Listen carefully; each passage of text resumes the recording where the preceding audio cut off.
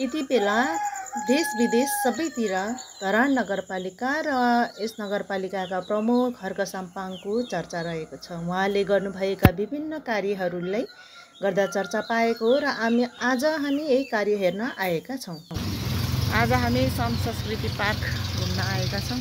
खोलाको किनारमा यसरी यहाँको तामझाम हेर्नेछौँ। हर्क साम्पाङको आइडिया सबैतिर तपाईहरुलाई देखाउने छौं। हाम्रो गाइड पनि यता हुनुहुन्छ। अनि हामी चाहिँ यसरी श्रम संस्कृति पार्कमा खोलामा डुल्दै छौं।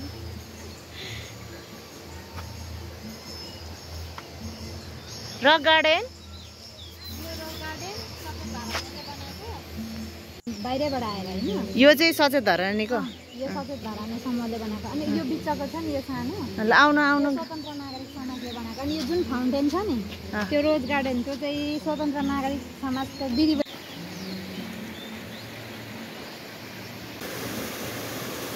सर्दो होइन।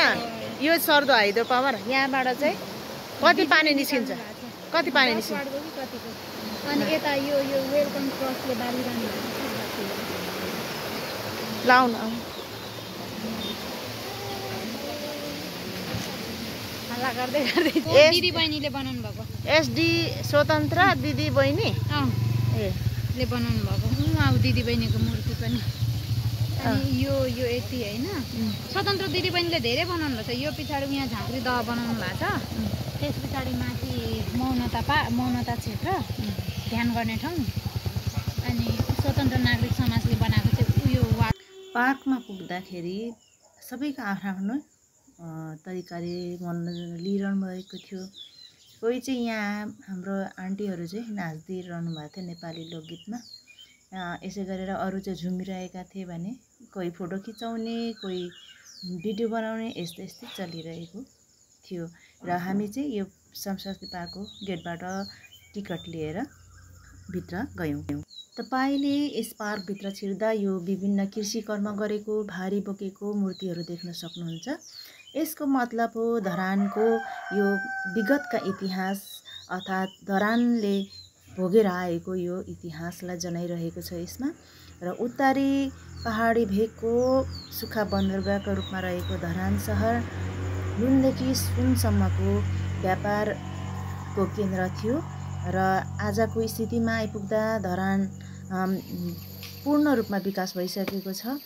र यस पार्कमा विभिन्न आकारका यी जीव जन्तुहरूको फलाइचाहरू पनि निर्माण गरिएको छ, जहाँ देख्नमा अति नै आकर्षक लाग्दछ भने बालबच्चाहरूको लागि रमणीय हुने सक्दछ।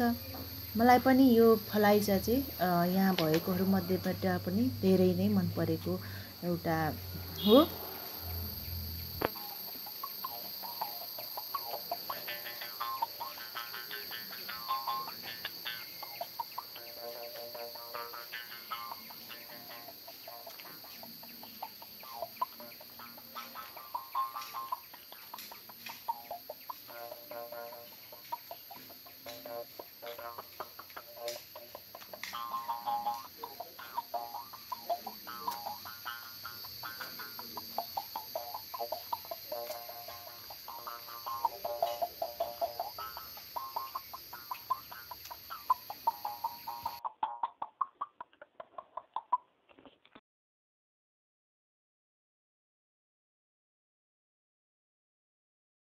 भिडियो हेरिदिनु भएकोमा यहाँहरूलाई धेरै धेरै धन्यवाद। लाइक तथा सब्स्क्राइब गर्न नभुल्नुहोला। साथीहरूलाई सेयर पनि गरिदिनु।